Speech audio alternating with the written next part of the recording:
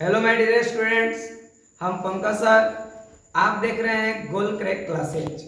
देखिए इस चैनल पे आपके पूरे क्लास 10 का ऑब्जेक्टिव स्टार्ट हो रहा है। यह आपका यूनिट 1 का यानी फिजिक्स का लिए फिजिक्स का यानी चैप्टर नंबर 1 जिसे हम लाइट बोलते हैं, लाइट 1 का यानी लेक्चर नंबर 1 है।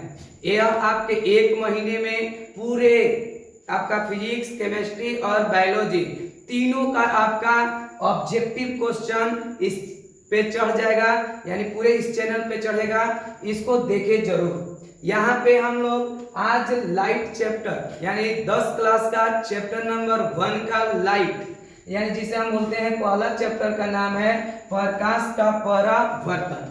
प्रकाश के परावर्तन को आज हम समझने जा रहे हैं। प्रकाश के परावर्तन आप लोग पढ़े हैं तो ऑब्जेक्टिव बनाने में बहुत आसानी होगी, ऑब्जेक्टिव बहुत आसानी से हम लोग बना पाएंगे। ध्यान से देखेंगे, इसको हम बड़ा कर लेते हैं। यहाँ पे हो गया हम लोग का बड़ा। अब आगे की ओर हम लोग देखते हैं। डियर स्टूडेंट्स, अगर हम लोग पहला क्वेश्चन देखें तो पहला क्वेश्चन है, क्या समतल दर्पण में बने प्रतिबिंब को पर्दे पर उतारा जा सकता है? देखिए समतल दर्पण में बना प्रतिबिंब कैसा होता है पहले समझिए। यानी जब भी हमें समतल दर्पण में बना प्रतिबिंब की बात करें तो हमारा समतल दर्पण में बना प्रतिबिंब आभासी होता है। कैसा होता है? आभासी। समतल दर्पण में बने प्रतिबिंब, जैसे यह मान लिया जाए एक प्रकार के प्लेन मिरर है, तो जब प्लेन मिरर है यानी समतल दर्पण है तो समतल दर्पण में जब भी प्रतिबिंब बनेंगे तो आभासी बनेंगे और सीधा बनेंगे। जो आभासी प्रतिबिंब होता है वह सीधा होता है। कैसा होता है? सीधा होता है। तो डियर स्टूडेंट, पर्दे पर वही प्रतिबिंब प्राप्त किया जाता है जो वास्तविक हो, यानी पर्दे पर आभासी प्रतिबिंब को नहीं प्राप्त किया जा सकता है। पर्दे पर कौन सा प्राप्त किया जाता है? आभासी प्रतिबिंब को प्राप्त किया जाता है। तो समतल दर्पण में बने प्रतिबिंब आभासी होता है। ये कह रहा है कि पर्दे पर प्राप्त कर सकते हैं यानी उतार सकते हैं, तो जी नहीं, कभी नहीं पर्दे पर हम लोग प्राप्त कर सकते हैं। इसका आंसर होगा नहीं, यानी नहीं बी नंबर हो जाएगा। और बी नंबर को हम लोग यहाँ ले लेते हैं, या B number this is a right answer नहीं। अब देखते हैं अगला क्वेश्चन। दूसरा क्वेश्चन आपका दिया हुआ है पूरा। दूसरा क्वेश्चन में क्या दिया है? तो दूसरा क्वेश्चन में दिया हुआ है, यहां से क्लीन कर लेते हैं, आगे देखते हैं। दूसरा क्वेश्चन क्या है? परावर्तक सतह की सूक्ष्मदर्शी संरचना यदि समरूप न हो तो कैसा परावर्तन होगा? देखिए जब यह कह रहा है कि सूक्ष्मदर्शी यानी संरचना समरूप ना हो, समरूप माने बराबर न हो, यानी एक बराबर न हो, तो उस समय न तो हमारा नियमित हो पाता है और न ही अनियमित होता है। उस समय का हमारा यानी विचलित होता है, यानी वह विस्तृत रूप से फैलता जाता है। कब? जब सूक्ष्मदर्शी संरचना के रूप में रहता है तब। यानी परावर्तक सतह जो होता है यानी सूक्ष्मदर्शी कहने का मतलब है कि न अनियमित। अनियमित मतलब क्या है? नियमित माने जो प्लेन हो, और अनियमित कहने का मतलब जो ऊबड़ खाबड़ हो। तो यह ऐसा नहीं रहता है, तो वह क्या होता है? विस्तृत होता है, यानी विस्तृत हो जाता है, विस्तृत हो जाता है। अब ध्यान समझेंगे, हम लोग यहां से इसको इरेज कर लेते हैं, आगे की ओर देखते हैं। यहाँ पे आपका है 3 नंबर से हम लोग चलेंगे और इसको इरेज कर लेते हैं। डियर स्टूडेंट्स, अगर हम लोग देखें यहाँ पे आगे, तीसरा है कि विस्तृत परावर्तन यानी परावर्तन में परावर्तन के नियमों का पालन करता है। कह रहा है कि विस्तृत परावर्तन यानी परावर्तन के नियम का पालन करता है, होता है, नहीं होता है, कभी होता है कभी नहीं होता है, यानी तो यह जान लीजिए, जब भी हमारा विस्तृत परावर्तन के नियम का है कि परावर्तन के नियम का पालन करता है या नहीं करता है, तो उसका this is a right answer कि यह पालन करता है, यानी पालन होता है। जो भी हमारा विस्तृत परावर्तन होता है वह परावर्तन के नियम का पालन करता है।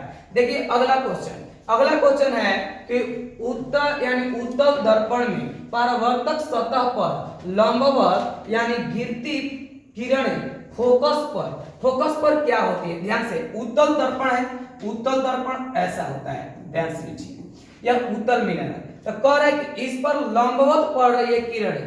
तो जब लंबवत कहने का मतलब कि इधर से हमारी किरणें जाती है, तो जब भी इधर से किरणें, तो यह हमारा मुख्य अक्ष है और यह किरणें जा रही है, तो यह लंबवत कहलाएगी।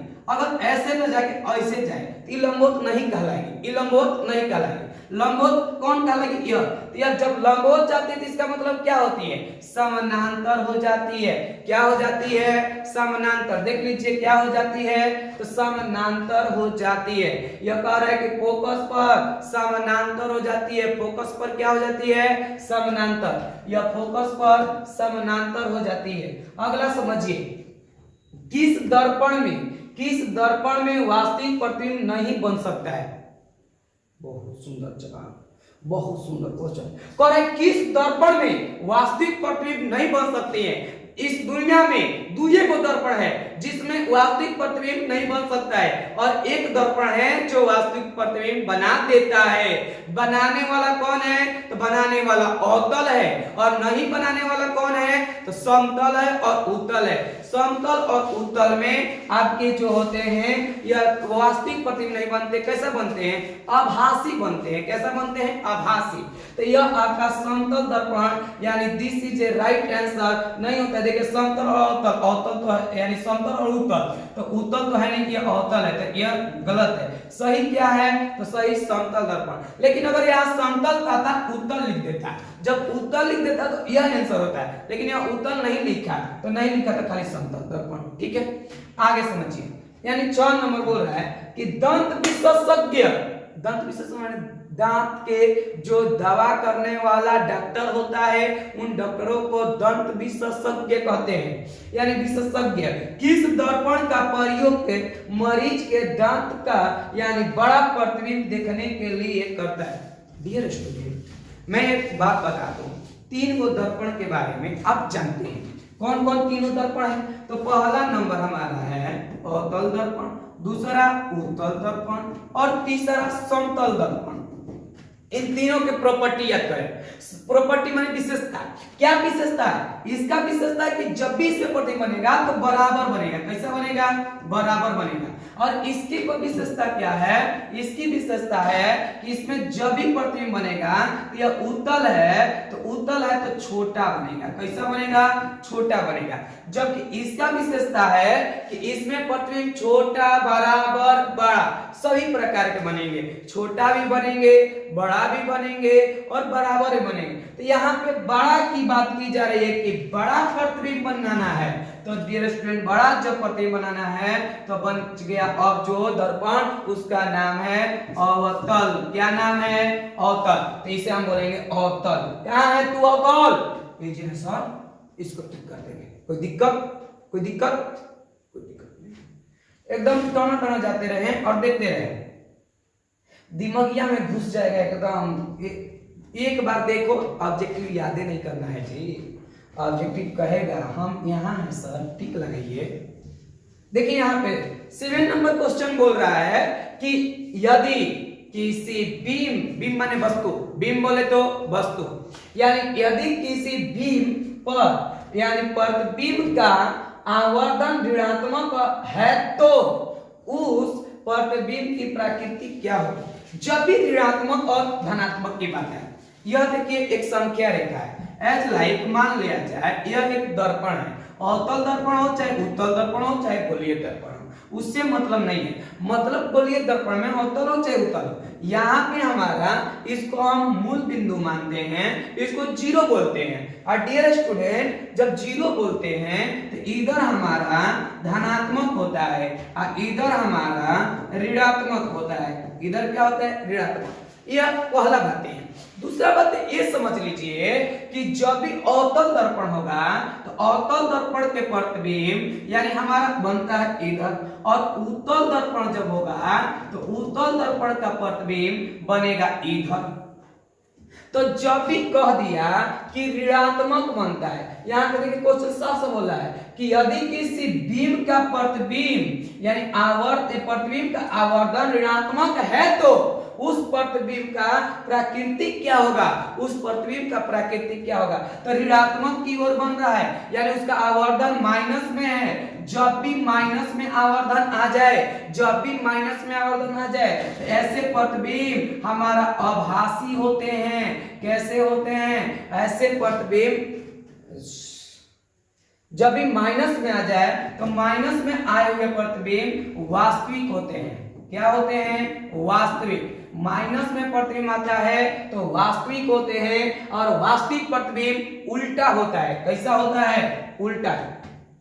तो जब भी हमारा माइनस में आ जाए तो यह प्रतिबिंब यानी यह जो प्रतिबिंब होगा यह आपका वास्तविक होगा। जब भी ऋणात्मक कहेगा, ऋणात्मक है तो ऋणात्मक है तो वास्तविक। कैसे? इधर है और जो प्रतिबिंब इधर बनता है वो वास्तविक होता है, जो प्रतिबिंब इधर बनता है वो वास्तविक बनता है। और इधर बने प्रतिबिंब जब वास्तविक होता है तो इधर बने प्रतिबिंब कैसा होता है? तो आभासी होता है। इधर बने प्रतिबिंब कैसा है? तो जब धनात्मक बोले यानी इधर बन रहा है यानी धनात्मक कह दे धनात्मक, तो इसका मतलब प्रतिबिंब इधर बन रहा है। याद रखे धनात्मक से इधर बनता है और जब इधर बनता है तो आभासी।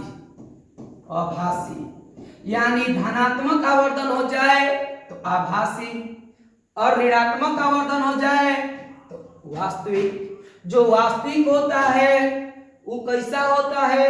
तो वास्तविक प्रतिबिंब उल्टा होता है और आभासी जो होता है ये कैसा होता है? तो सीधा होता है। कोई दिक्कत समझ आ रहा है आप लोग को? नहीं है? टन क्लियर है? आप समझिए, क्लियर करते हैं। यहाँ पे आगे की ओर चलते हैं। आगे में हमारा क्वेश्चन नंबर 8 नंबर बोलता है निम्नलिखित में से कौन उत्तल दर्पण की फोकस दूरी है? कह रहे कि निम्नलिखित में से कौन उत्तल दर्पण जिसकी वक्रता त्रिज्या 32 है। डियर स्टूडेंट, फोकस दूरी निकालने के लिए बोला है ए बराबर होता है सूत्र r/2। वक्रता त्रिज्या को हम बोलते हैं r से। r कितना है बबुआ? बोलता है वक्रता त्रिज्या 32 है तो 32/2 कट जाएगा। a बराबर 16 सेंटीमीटर। देखिए आंसर है तो है। कौन सा दर्पण बोला? उत्तल दर्पण। उत्तल दर्पण का फोकस कैसा होता है? धनात्मक होता है। उत्तल दर्पण का फोकस कैसा होता है? तो धनात्मक होता है। अगर अवतल कह दे कि अवतल दर्पण है तब कैसा होगा? 16 आंसर होगा। लेकिन दर्पण ऐसे बदल दे अवतल कह दे तब कैसा होगा? तो -16 होगा। कोई दिक्कत? एनीबॉडी? आगे देखते हैं हम लोग। प्रेम से देखें, बिल्कुल स्मूथली समझ में आएगा। This is my guarantee. 9 number question बोलता है। 9 नंबर क्या क्वेश्चन बोलता है? यहां से ले लेते हैं। देखिए 9 नंबर क्वेश्चन क्या बोलता है? 9 नंबर क्वेश्चन बोलता है कि परावर्तक के नियम का निर्धारित करता है। परावर्तन के नियम क्या है? देखिए परावर्तन के नियम कहता है कि जब एक कोई मान लिया जाए चिकनी सतह है और इस चिकनी सतह पे किरणें आती है और लौट जाती है। चिकनी सतह पे किरणें आती है और लौट जाती है। तो जब किरणें आती है और लौट जाती है तो इस समय आपतन कोण इसको बोलते हैं, अपरावर्तन कोण इसको बोलते हैं। अपरावर्तन के नियम कहता है कोण I बराबर कोण R यानी आपतन कोण बराबर परावर्तन कोण है बबुआ। इसमें आपतन कोण बराबर परावर्तन कोण, तो आपतन कोण बराबर परावर्तन कोण। कोई दिक्कत वाली बात नहीं होने वाली है। आइए देखते हैं अगला क्वेश्चन। एक तरीके ये क्वेश्चन बहुत बार पूछता है जी, बहुत बार पूछेगा। लो आज से कंफ्यूजन नहीं रह जाएगा तुमको। देखो प्रकाश की चाल लिमिटेड है 3 लाख किलोमीटर प्रति घंटा। इस बात को सबको याद करके रखा है। 3 किलोमीटर प्रति सेकंड, 3 किलोमीटर प्रति सेकंड, घंटा नहीं सेकंड। यानी प्रकाश का चाल होता है 3 लाख किलोमीटर प्रति सेकंड। प्रकाश का चाल कितना होता है? 3 लाख किलोमीटर प्रति सेकंड। माइंड में ठोक टिटा के बैठा लो, 3 लाख किलोमीटर प्रति सेकंड। इसको हम क्या लिख सकते हैं? 3 गुणे 10 के पावर 1 2 3 4 5 5 किलोमीटर प्रति सेकंड। जाके देखो ऑप्शन नहीं मिलेगा। अब समझिए, जब भी हमें किलोमीटर में मीटर में चेंज करना है, मान लीजिए 10 के पावर 5 है और 1 किलोमीटर में मीटर में चेंज करना है, 1 किलोमीटर बराबर होता है यानी 1000 मीटर। 1000 मीटर को हम लिख सकते हैं 10 के पावर 3 मीटर। तो हम यहाँ पे लिख लेंगे 10 के पावर 3 मीटर। अब गुणा नहीं देना है, प्रति या मीटर अब प्रति सेकेंड। तो क्या बन गया 3 गुणे 10 के पावर 8 मीटर प्रति सेकेंड। ये एक आंसर होगा। अब समझिए 3 गुणे 10 के पावर 8 है, मीटर में है। अगर सेंटीमीटर में कह दिया जाए तो गुणे 1 मीटर बराबर 1 मीटर बराबर होता है 100 सेंटीमीटर। 100 को लिख सकते हैं 10 के पावर 2 सेंटीमीटर। तो यहाँ पे 10 के पावर 2 सेंटीमीटर अब प्रति सेकंड। तो क्या हो जाएगा 3 गुणे 10 के पावर 8 2 10 यानी 10 के पावर 10 सेंटीमीटर प्रति सेकंड। तो यह ऑप्शन में दिया है फिर भी सही है, यह ऑप्शन में दिया है फिर भी सही है, यह ऑप्शन में दिया है फिर भी सही है। ऑप्शन में क्या दिया है देखिए, 3 गुणे 10 के पावर 8 मीटर प्रति सेकंड दिया है, यह वाला दिया है, इसका मतलब सही है। 3 गुणे 10 के पावर 8 सेंटीमीटर में दिया है, देखिए सेंटीमीटर नहीं मीटर होना चाहिए। क्या होना चाहिए मीटर होना चाहिए, यहाँ पे दे रखा है। अगर समझिए तो यहाँ पे यह गलत है और यह आपका mm में दे दिया तब फिर भी गलत है। यह किलोमीटर में दे दिया, किलोमीटर में देता तब सही होता जब 10 के पावर 5 हो जाता तो किलोमीटर वाला सही मानते, लेकिन यहाँ पे क्या है मीटर प्रति second. This is right answer A. कोई दिक्कत वाली बात नहीं, ध्यान से किया। आप लोग प्ले स्टोर में जाएं और प्ले स्टोर से यानी आपका गोल क्रैक क्लासेज का ऐप भी है, ऐप पे भी मिलेगा। और यह आपका गोल क्रैक नामक चैनल है, चैनल पे यूट्यूब पे गोल क्रैक चैनल मारे और सर्च गोल क्रैक क्लासेज, उस पे आपका पूरा वीडियो आएगा। प्ले लिस्ट में जाके देखें, प्ले लिस्ट में पूरा वीडियो जाकर लग जाएगी, प्ले लिस्ट में आपको मिलेगा, इसका लिंक भी मिलेगा। या पीडीएफ लेना चाहते हैं, पीडीएफ को टेलीग्राम पे जाके मारे, टेलीग्राम पे search apex coaching centre Alampur, apex coaching centre Alampur Telegram पे सर्च करें, वो भी मिल जाएगा वहां पे भी। अब देखिए ध्यान से यहाँ पे, अब हमारा मान लिया जाए कि यहाँ पे बोलता है प्रकाश के परावर्तन के कितने नियम होते हैं, कितने नियम होते हैं। अरे तेरी के, जैसे गबर सिंह कहता है कितने आदमी थे, उसी तरह से कितने नियम होते हैं। 2 गो प्रकाश के परावर्तन के कहे फिर भी 2 गो, अपवर्तन के कहे फिर भी 2 गो। प्रकाश के अपवर्तन के क गो नियम तो 2 गो, प्रकाश के परावर्तन के क गो नियम 2 गो। बहुत बार आया है और बहुत बार देख लीजिए, आपको बोलो क्या 2015 में ए में दिया है, सी में दिया है, 21 में दिया है और बहुत सारा क्वेश्चन में बैंक में दिया है, वहां पे भले नहीं लिखा गया है। 12 नंबर क्वेश्चन है कि किस दर्पण में बना प्रतिबिंब यानी बड़ा प्रतिबिंब बनता है। किस दर्पण में बड़ा प्रतिबिंब के प्रॉपर्टी ही दिखाए हैं कि अवतल में बड़ा बनता है, अवतल में बड़ा बनता है और आपका समतल में बराबर बनता है और उत्तल में छोटा बनता है। अवतल, दिस इज राइट आंसर, अवतल में बड़ा बनता है। कहां पे बड़ा बनेगा अवतल में, अवतल में बड़ा बनता है। यहां से हम लोग का 12 को पढ़ लिए। अब आगे देख लेते हैं इस साइड से, यहाँ पे दिया हुआ है 13 नंबर क्वेश्चन। 13 नंबर क्या बोलता है, 13 नंबर क्वेश्चन बोलता है गोलीय दर्पण में फोकास्तर एवं वक्रता त्रिज्या के बीच संबंध है। क्या संबंध है भैया, संबंध जब भी कहे तो इसका मतलब कोई ऐसा फॉर्मूला चाहिए जो आपको यानी संबंध को दोनों को दिखा सके, कोई ऐसा फॉर्मूला चाहिए। फॉर्मूला में कौन कौन फॉर्मूला चाहिए जिसमें फोकस भी हो और वक्रता त्रिज्या भी हो, यानी जिस फॉर्मूला में वक्रता त्रिज्या और फोकस दोनों रहेगा उस फॉर्मूला को लिख देना है। ऐसे फॉर्मूला हम लोग बनाए हैं 1 बराबर r/2। कहां है, यहीं पे है, कोई दिक्कत नहीं। दिक्कत कर रहा है कि सच लाइट का परावर्तक सतह होता है। सच लाइट, देखो लाइट ऐसा होता है, यह कोई भी लाइट हो वाहन का लाइट हो, हेड लाइट हो, सर्च लाइट हो, यानी कोई भी लाइट है।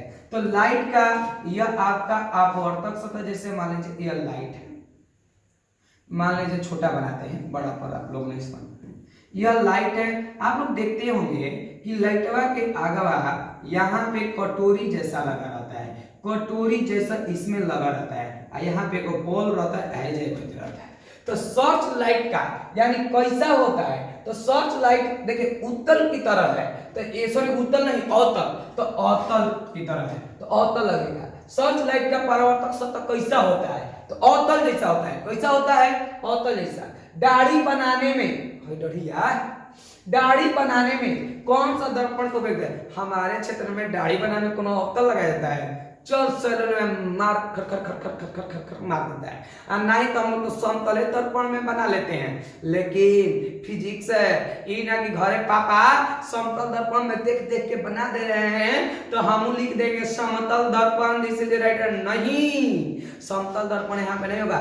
दाढ़ी बनाने का मतलब है कौन दर्पण में देखे कि दाढ़िया बड़े बड़े नजर आए, इसका मतलब है बड़े बड़े नजर आए, तो बड़ा किस दर्पण में नजर आए, समतल में, अवतल में, उत्तल में। मैंने बताया है 50 बार बताया कि उत्तल में छोटा, समतल में बराबर, और अवतल में बड़ा, अवतल में बड़ा। तो बड़ा चौना में नजर आएगा मुहवा यानी चेहरा, उसी में ना हम देख के बनाएंगे, तो बना देंगे हम लोग, टन मनी कबार देंगे के हाली। तो दाढ़ी में कहाँ है उत्तल, तो यानी उत्तल नहीं अवतल, तो दिस इज राइट आंसर, अवतल दर्पण। कोई दिक्कत? अगला देखते हैं यहाँ पे क्या है कि हम लोग आगे की तरफ बढ़ाते हैं। 16 नंबर क्वेश्चन है, 15 तक हो गया सर। 16 नंबर क्वेश्चन है। 16 नंबर कहता है ट्विन हम नीचे हैं। दर्पण सूत्र क्या होता है, दर्पण सूत्र आप लोग को बताया गया है 1/a बराबर 1/v माइनस 1/v माइनस नहीं, लेंस सूत्र हो जाएगा 1/u प्लस 1/v।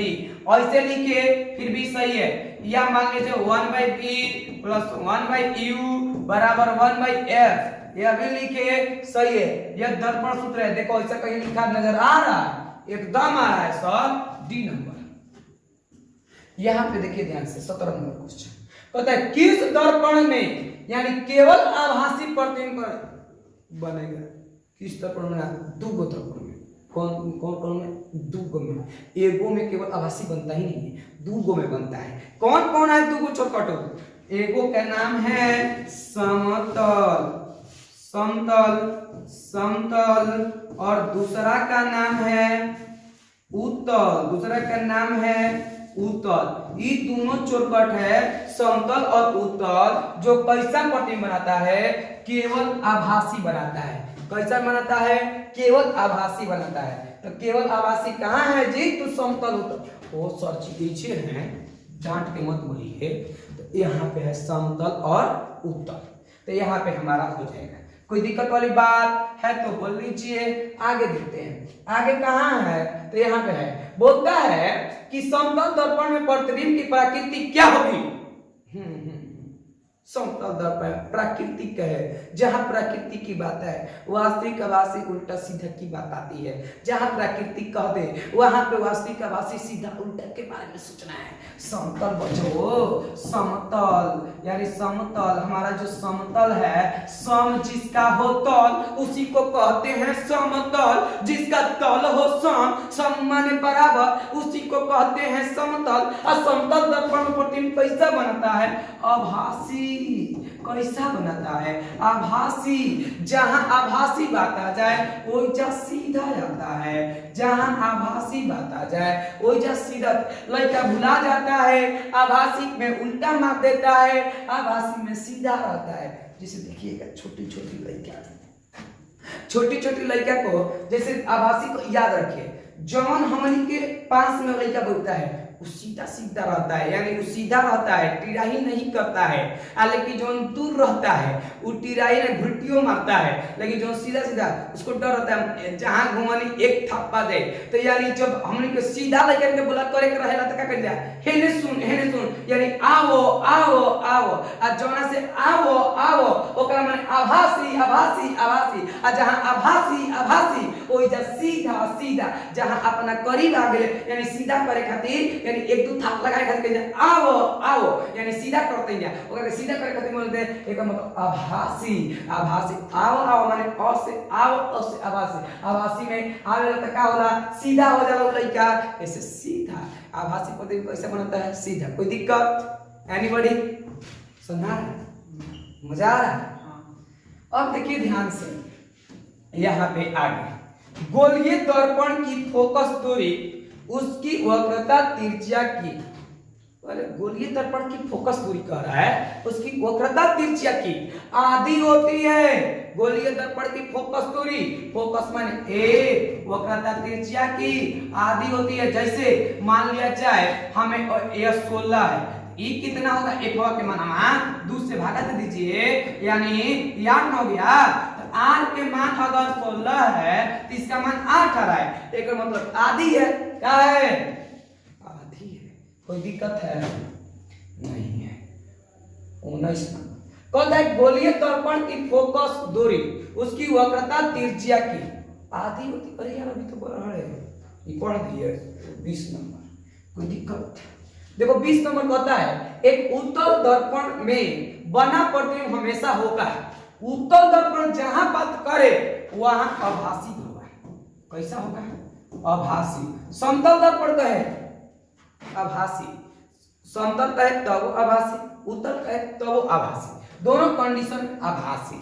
लेकिन अवतल के लिए केस होता है कि कब आभासी होगा कब वास्तविक होगा, उसमें दोनों प्रकार का हो जाता है। तो कहता है यहाँ पे उत्तल दर्पण में बना प्रतिबिंब हमेशा होता है, तो हमेशा आभासी। आभासी को बोलते हैं काल्पनिक। क्या लिखल है?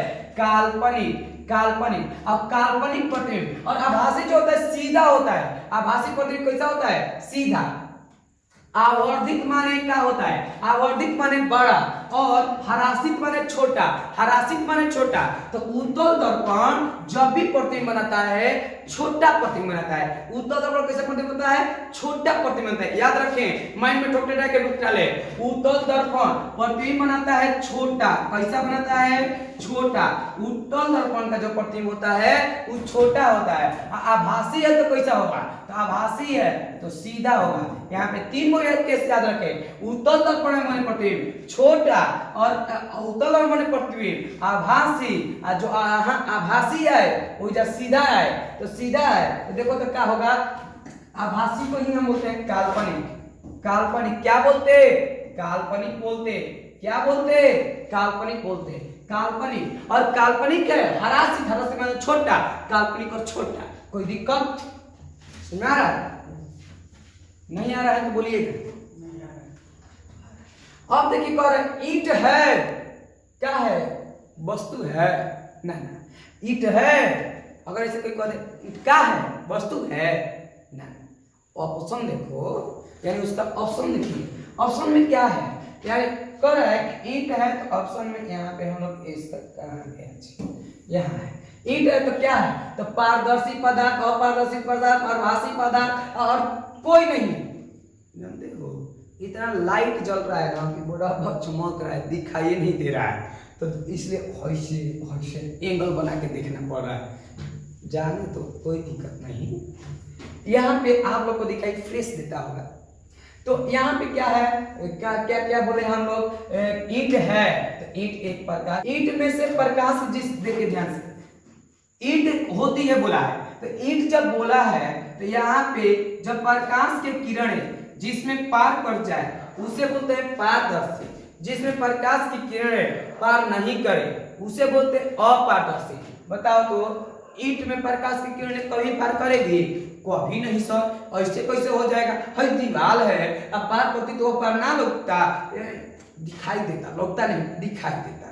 तो यहाँ पे दिखाई देता, लेकिन इसमें दिखाई नहीं देती है, इसको पार नहीं करती है। इसका मतलब कि यह किरणें यानी यह जो वस्तु है वह हमारा अपारदर्शी है। क्या अपारदर्शी है?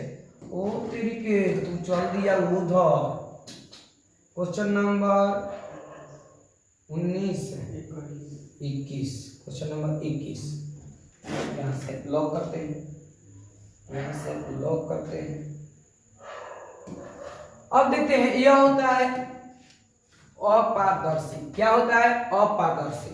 अब देखिए ध्यान से, एक मनुष्य समतल दर्पण की ओर 3 मीटर प्रति सेकंड के चाल से, क्वेश्चन करना है, देखो ना इसे। एक मनुष्य है और समतल दर्पण की ओर, एगो राम खिलावन हवन के हवन, ई राम खिलावन हवन आई का करतवन, आई दर्पणवा के ओर 3 मीटर प्रति सेकंड के चाल से न जाता हूं। तो तारा बताओ कितना के चाल से नजर आएंगे?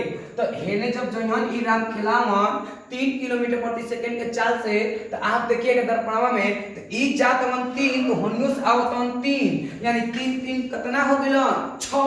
कितना हो गेलन? 6। तो एक कितना नजर आइहन? तो 6 मीटर प्रति सेकंड के चाल से। यानी किसी भी कॉन्सेप्ट याद रखें, कॉन्सेप्ट याद रखें। किसी भी समतल दर्पण में कोई व्यक्ति अगर भी वेग से जा रहा है तो उसके नजर आते हैं 2 वेग से। 2 भी वेग से, 2 भी वेग माने जितना वेग होगा, यानी भी मतलब वेग, जितना वेग होगा उसका नजर आएगा 2 से गुणा करके। अगर कोई एक और कॉन्सेप्ट याद करें समतल दर्पण में, यदि किसी समतल दर्पण को ठीक ठाक कोण पे घुमा देते हैं, यदि किसी समतल दर्पण को ठीक ठाक कोण पे घुमा देते हैं तो वह 2 ठीक ठाक कोण से घूम जाता है। यानी अगर किसी समतल दर्पण को 30 डिग्री के कोण पे घुमा देते हैं तो उसका जो वस्तु है 60 डिग्री के कोण पे घूम जाता है।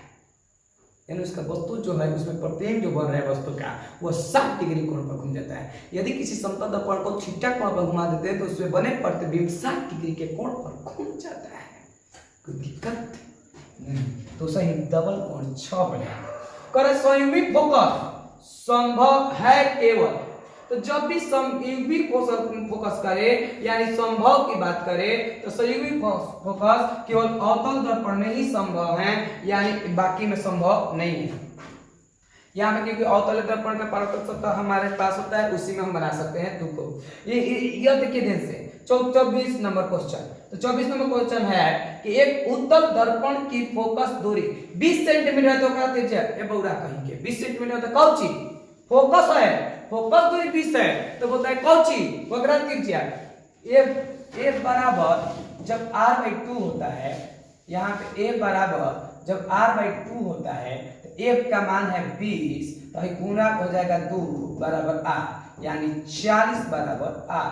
40 सेंटीमीटर बोला है तो सेंटीमीटर कहाँ है 40? कोई दिक्कत? एकदम दिक्कत नहीं। बबुआ देख लो एक बार बोर्ड पे, कहाँ 25 यही पे 25 के लिए हम लोग यहाँ पे लॉक करते हैं। 25 नंबर क्वेश्चन का क्या नाम है? यदि किसी वस्तु को एक दर्पण के सामने यानी निकट रखने पर प्रतिबिंब सीधा बने किंतु दूर रखने पर उल्टा बने, जिस दर्पण में सीधा भी बनता है उल्टा भी बनता है, जिस दर्पण में सीधा भी बनता है उल्टा भी बनता है, माने राम खेलावन ऐसे कोनो दर्पण में ऐसा नजर आ रहा है, रामे खेलावन कोनो दर्पण में ऐसा नजर आ रहा है। तो ऐसे के लिए जब 2 कंडीशन आ जाए एक ही दर्पण में, जब 2 कंडीशन आ जाए एक ही दर्पण में तो फिक्स है कि अवतल है। क्या है? अवतल दर्पण है। कौन दर्पण है? अवतल दर्पण। 2 कंडीशन एक ही में आ जाए वो अवतल दर्पण है। एक बात और समझ लें, तो यहाँ पे क्या बोलता है? अवतल दर्पण आंसर होता है, आंसर तो अवतल दर्पण हो जाएगा। एक बात यहाँ पे और समझ लें कि जैसे आप चम्मच देखिएगा, चम्मच घर पे जाइएगा और चम्मच लीजिएगा और चम्मचवा में मुंह देखिएगा, चम्मचवा मुंह देखिएगा ना, चम्मचवा में मुंह देखने पर चम्मचवा में जो खाला है उन्हें देखना है, देखिएगा ना तो मुड़िया नीचे नजर आएगा, हई गर्दनिया ऊपर नजर आएगा। यानी चम्मच कैसन है? चम्मच है ना चम्मच जैसा, यहाँ पे हम लोग लेते हैं चम्मच जैसा, हम लोग किसका है? चम्मच। देखिए चम्मच यह आपका चम्मच जैसा है। जब चम्मच जैसा है इसी प्रकार का चम्मच जैसे होता है। तो यह कैसा शेप बन रहा है, अवतल। तो जब अवतल है तो इस पे जाके देखिएगा तो मुंडिया नीचे नजर आएगा और गर्दनिया ऊपर नजर आएगा। This is magnetic practical. देखो देखो का लगल है दिखने में, एक घर चकमचे ना। आगे देखते हैं।